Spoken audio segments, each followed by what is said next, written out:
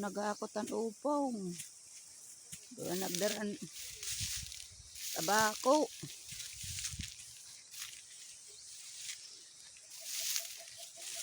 Humang ko na pag-eskwela para makatapos kaya naghinakot yan upong. Humandaya pag-eskwela kaya naghinakot yan upong. Nakuri nga yan ang pobre. Nakuri nga ng pobre kaya naghinakot lan upong. Na-eskwela na lanay ko niya. Babring klase. Makuri nga yan guys ang pobre. Adi pa guys, nagbari kami guys.